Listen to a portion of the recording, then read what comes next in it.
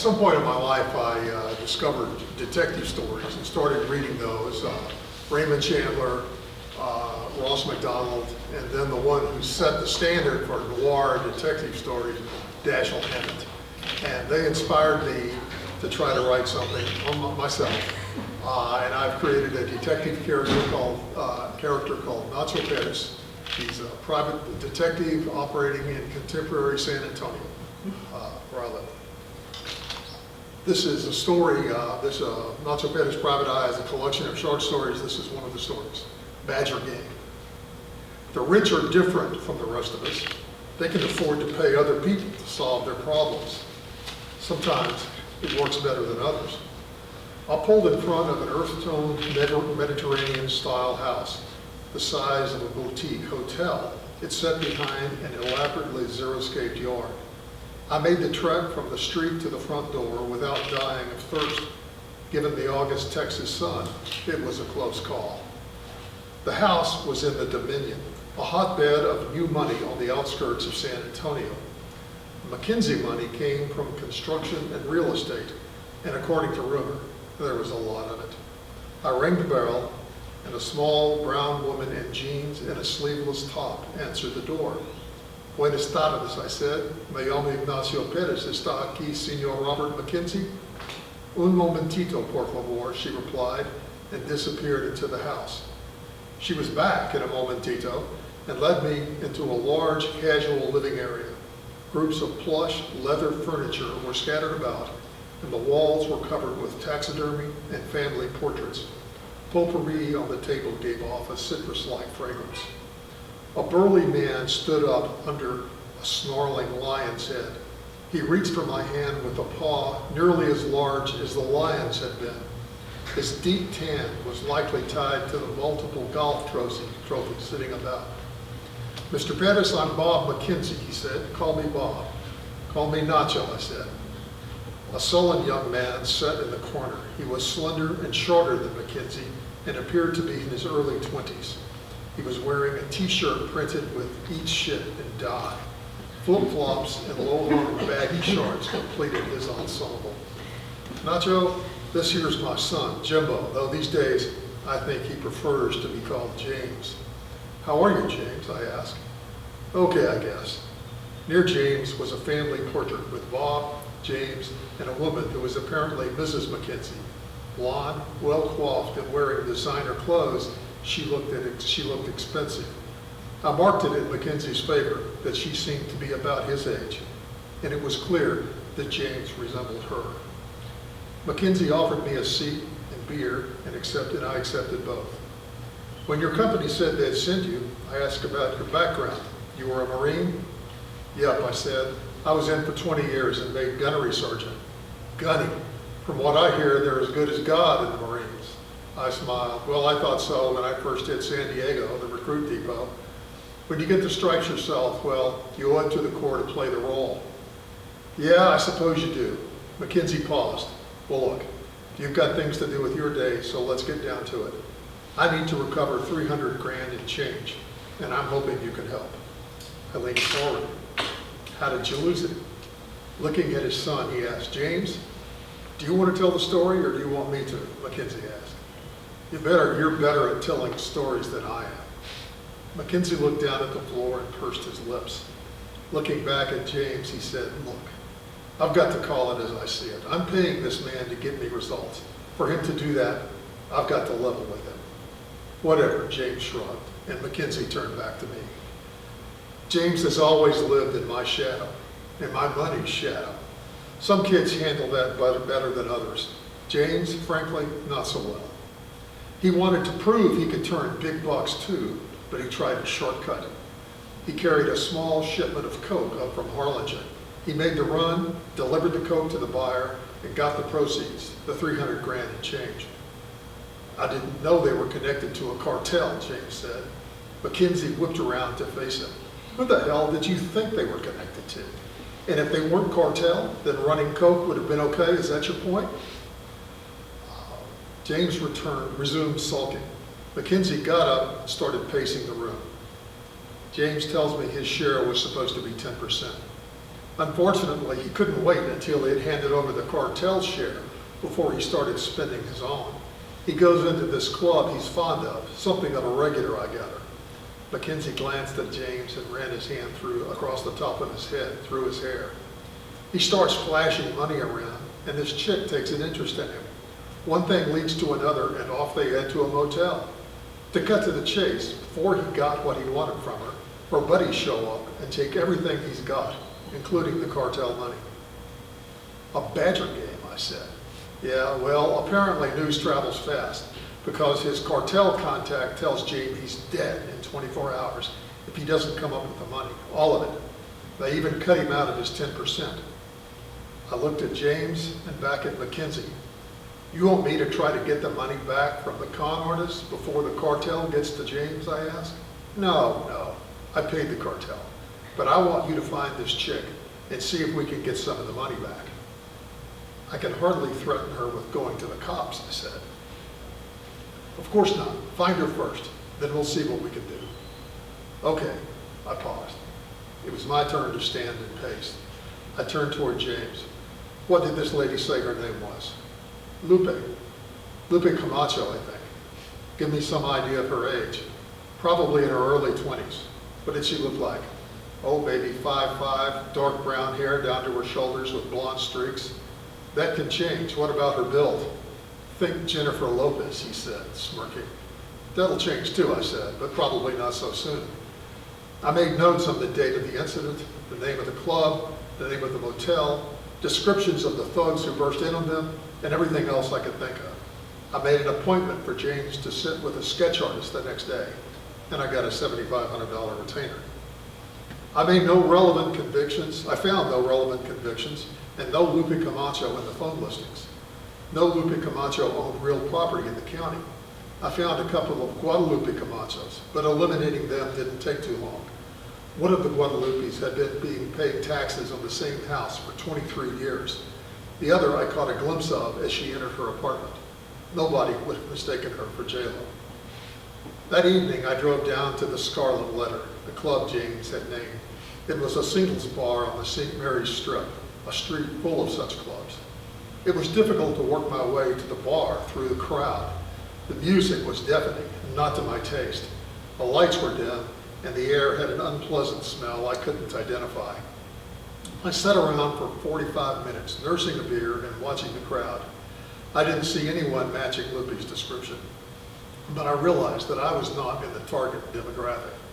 Philip Marlowe or Lou Archer might have been able to mingle with younger women, but never having used any Grecian formula, it wasn't going to work for me. The next morning, I arranged for Chuck Mahaffey to go into the club while I sat outside in a van. Chuck was redheaded, 25, and athletic, with a face more likely than mine to appeal to young women. We wired him for video, but given the club's ambient noise level, we didn't even try to wire him for sound. I gave him a prepaid cell phone that only I had the number for. If it rang, he knew it was me. By then, we had a sketch of Lupe. Chuck was good, but he was young. Look, I said, when you're in there spreading around Mackenzie's money, buying drinks for the girls, don't forget what you're doing. Keep your eye on the ball. He smirked and went in. While I sat outside in the back of the van. Another thing I learned about monitoring young people's nightclubs is that things don't get interesting until about my bedtime. I had a thermos of black coffee to keep me awake and listened to a Randy Garibay CD, but the van was too small for me to smoke a cigar. The coffee put too much stress on my bladder, which isn't what it used to be. The only relief was a plastic jug we kept for that purpose. It's a rough duty going into a singles bar with a wad of cash to attract women, but Chuck seemed up to the task. He was buying drinks and chatting with several women at the same time. But perhaps to the women's frustration, he did a good job of keeping an eye out for who else was around. As closing time approached, still no Lupe. I can't say I had as good a time as Chuck, but I managed to stay awake, and he came away with some phone numbers. The next day, I called Mackenzie, reporting on what we had done and how much we'd spent. Keep at it, he said. For the rest of the week, Chuck and I both sat in the van, monitoring people coming and going from the club. No luck. Friday night, I sent Chuck back in, wired again for video. I stayed in the van, pining for a cigar, and eyeing the as yet empty plastic jug. At 10:30, we hit pay dirt. In she walked with a couple of girlfriends in tow. I definitely saw the resemblance to J-Lo, and I wondered if it was just a coincidence. As she came in, Randy Garibay was singing Viuda Negra, Black Widow Woman. From the way she paused and turned to look questioningly at Chuck, it was apparent he had called out to her. She looked over at Chuck and the three girls with him, rolled her eyes, and moved on. I called Chuck. Let it rest. Keep an eye on her, and we'll get the plate on her vehicle. Just keep a low profile. Roger that, he said. Lupe and her friends sat a couple of tables away, ordered drinks, and surveyed the crowd. Chuck's camera caught Lupe handling small packets to each of her friends. Then they took turns going to the ladies' room. Over the course of the evening, several guys approached. One sat down and bought drinks for the table. But from what I could tell through Chuck's camera, Lupe didn't seem to know him or be particularly interested. Some of her friends were a different story. Close to 1:30, Lupe cleared out, leaving her friends on their own. I called Chuck. Stay for a good 5 minutes so no one connects you. Then get in your car. We'll follow her, and I'll tell you over the radio which way she's headed. Two more of our agency's operatives, Angel Gomez and Lamont Washington, were on opposite ends of the street running in front of the club, both smoking and leaning on light poles. Their job was to catch which car she got in. We'd already recorded the make, model, and plate number of every car within a block. I cranked up the van as she got in a Honda Civic, and as she drove by, I verified the plate number. She headed north on St. Mary's and turned south on the McAllister Expressway. As she drove, Angel, Lamont, and I leapfrogged each other so she wouldn't see too much of one car. Her trip ended at an apartment project just beyond the intersection of Loop 410 and Culebra. It was gated. Damn, I thought we'd lost her, but Angel slid in the gate just behind Lupe. He made a show of turning the opposite way from her at the first tee, but reversed quickly as she rounded a corner. Lamont hoisted himself over the fence and opened the gate for the rest of us. I hurried around the corner to find a long section of grass-covered parking on the left and a grassy courtyard on the right. A two-story apartment building made a U around the courtyard. The apartments all facing the grass. A long balcony extending the length of the building permitted access to the second floor. I saw Angel at a breezeway buying a Coke from a machine. I slowed and parked in the nearest space. Ambling up to the Coke machine, I asked, "Hey man, what have you got?" He grinned. "Your lucky number's 217. A good night's work." I turned to Chuck, who had just pulled in. "You pulled good duty at the club with the chicks. Now it's payback. You stay until 8. If she's still here, we'll get you relief. But if she leaves, follow her and let us know what's going on. Pronto." "Shit," he said. But he positioned his car so that he had a good view of both Lupe's car and her apartment. Next morning, I called Mackenzie and gave him the news. "Ah, damn, that's great. What's the next step?" "Let's give her a few days to lead us around before we confront her. It won't be cheap because we'll need a lot of people on shifts and to tag team following her. But it's our best bet to find out who else she knows." He gave the go-ahead. When Lupe came out Saturday, it was to go to the grocery store, drugstore, and cleaners. She went out again Saturday night, but it was much like the night before. Sunday, she showed up at noon to work at a unisex hair salon. We took the opportunity, rousting Chuck and sending him in for a haircut, wired for sound only. He told the girl at the counter that he'd wait for the one with the blonde streaks. He must not have made much of an impression Friday night because Lupe didn't say she recognized him. He should have took the scissors to his hair. He tried for conversation. Electric clippers and the general level of clatter made following the conversation through the wire difficult. "Your license says Guadalupe Contreras. Do you go by Guadalupe or Lupe?" "Lupe," she said. "You from San Antonio?" "Nah, I grew up in Hebbronville." Unintelligible talk went on, and then I heard, "Is that the right name?" "Yeah, that's fine." "What made you move to San Antonio?" "What do you think?" Okay, stupid question," Chuck laughed. "So how long have you been here?" "About 4 years, since I got out of high school." More unintelligible talk continued. "Do you want it rounded and back or straight?" "Rounded." "Do you like it here well enough to stay?" "I'm staying. My boyfriend says I don't have to work anymore. I might quit this job." Boyfriend, too bad for me, but that's a pretty good deal for you. How does he pull that off? That's his business, I think. Garble drowned out the conversation. He's told me I could have a new car too, Luby said, whenever I want. Heck of a deal. I think I need a new career path. He says he's in the wholesale, you know. I don't know exactly what. He says I shouldn't have to worry about that, she said. Sounds like a great boyfriend. I guess he lets you cut his hair, huh? Sure he does, but he's been out of town. He's coming in later today. Bingo. Chuck knew when to change the subject. How about that blonde cutting hair in the corner? Did she have a boyfriend? I don't know for sure. She did, but they just had a big fight. You'll have to ask her. It was a good thing he had gotten what we needed by then, because a hairdryer at the next station drowned out the rest of the conversation. The blonde's old boyfriend must have been on the outs, because after paying for his haircut, Chuck got her phone number. Combined with the numbers he'd gotten the other night, Chuck's social life seemed in good shape.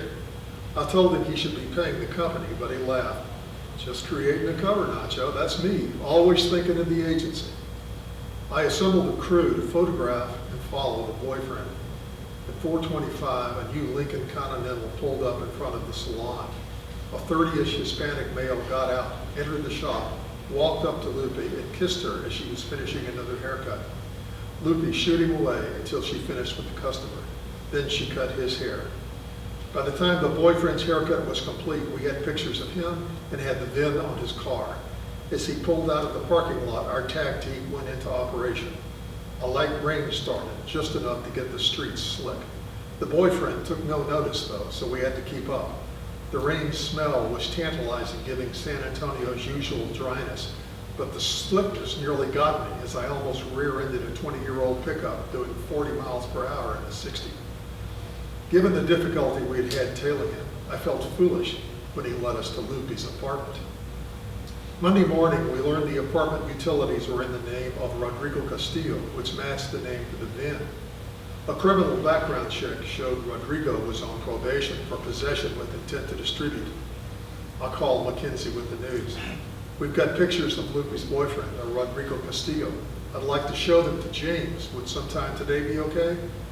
We arranged to meet at the house at noon.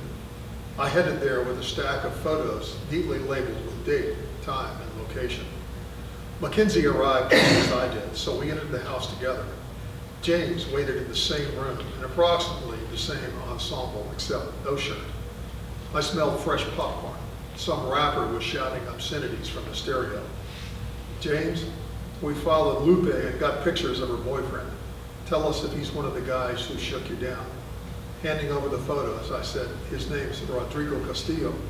James stared at the pictures, eyes wide and mouth open. Son of a bitch, he explained. I'll kill this shithead. Probably not your best idea, I said. So he was at the motel? No. Rodrigo's who put me onto the coke run. The shithead set me up. Mackenzie and I looked at each other as the news sunk in. Yep, I said. He set you up to double his money. Damn, Mackenzie said. We can't mess with the cartel. Damn straight, I said. I'm not sure what we can do short of bringing in the law. The law, James said. I'm not going to jail. If you bring down Rodrigo, a good lawyer can get you a sweet deal, I said. He's already on probation, so it won't go well for him. What a load of shit, James said, and stalked from the room. I turned to Mackenzie. Let's give it some thought, but I'm not sure we're going to come up with anything better. Mackenzie shook his head. Yeah, you know, we haven't even told his mother about this. He kept shaking his head. We agreed to sleep on it and talk again. As I turned to the door, Mackenzie called out, Nacho, I want you to know I appreciate the work you've done. I don't see a way for this to end well, but it's our mess, not yours. Letterman had just finished his monologue, and I was about to click off the set when the phone rang. Nacho, Bob Mackenzie. James just blasted out of here, ranting about getting even with the bastards. He's put down a load of tequila this evening, and if he confronts this Rodrigo guy, it could get out of hand quick. Starting from my place, I should be able to head him off, I said. God knows how fast James must have driven it, because I didn't head him off. Just as I turned onto Rodrigo Street, Angel, who was staking out the apartment, called my cell. Someone's in the parking lot, shouting at Rodrigo and waving a huge revolver. What do you want me to do? That would be James McKenzie. Hang on, I'm almost there. I was about to ram my way through when someone pulled out. Leaving my car at the entrance, I ran in through the exit. Though it was past 11:30, the temperature was almost 90 degrees and the humidity felt thick. The short sprint left me sweating. Rounding the corner, James stood in the grass below Rodrigo's apartment, screaming and waving his gun. I called out to him, but he seemed not to hear. He staggered up the stairs, showing the effect of the tequila. The scent of newly cut grass filled my nostrils. James, for God's sake. He ignored me. I called out again, please, put down the gun. James shot me the finger. This is not the way. Put down the gun, I implored. Go to hell. By then, James was at the apartment door, still screaming. So, pendejo, you finally got a clue, huh? Rodrigo shouted from inside the apartment. James emptied the revolver into the apartment door, each shot at a different angle because of recoil. When he clicked on his spin cylinder, the door flew open, shots came out, and James crumpled. Rodrigo stepped out of the apartment, straddling James' body. James stirred, and Rodrigo pointed a pistol at his head. No, I screamed. Rodrigo looked up, sneered, and fired 2 rounds in my direction. Luckily for me, his firing technique must have come from television. He held the pistol sideways, and his shots went wide. When he turned his attention back to Rodrigo, I aimed my .45 back to James. I aimed my .45 at Rodrigo's center of mass. With a 2-handed grip, I fired 3 rounds, putting Rodrigo on the deck. Lupe dashed out the door and knelt beside Rodrigo, weeping. Stomach acid welled up in the back of my throat. Sirens filled the air. I tossed the .45, dropped to my knees, and put my hands on my head. Angel ran to James's side. The uniformed cops spent a lot of time discussing what to do with me. From what I could overhear, at least one night in jail seemed likely. A plainclothes detective arrived, and after speaking briefly with the uniforms, walked over to me. He glanced at me and did a double take. Gunning Paris, he asked. Once upon a time, I said. Lance Corporal Jarzenbach, Gunny. I was a recruit in your platoon at San Diego in '96. Jail for sure, I thought. But he proved me wrong. He took responsibility for me not being a runner and set me loose after another interview. But you know, Gunny, if this was closer to '96, you'd be on your way to jail right now, Jarzenbach said. I don't doubt it, I said. My car was impounded for blocking the entrance, so I borrowed Angel's. I headed to San Antonio Military Medical Center, where both James and Rodrigo had been taken. I found the right floor and stepped out of the elevator to an antiseptic smell and a grim-faced doctor 20 yards away. The doctor was talking to Mackenzie and a woman who matched the portrait of Mackenzie's wife. I started to approach them. The woman sobbed and tears streamed down. Mackenzie's face as he held her. I couldn't hear the doctor, but I didn't need to, given their body language. The couple turned to head to the elevators. Their slow steps echoed in the empty corridor. Mackenzie looked at me. I could think nothing to say, so I stood silently. When Mackenzie reached me, he paused and nodded. He shook my hand without saying a word and continued escorting his wife to the elevator. The 300 grand didn't seem so important.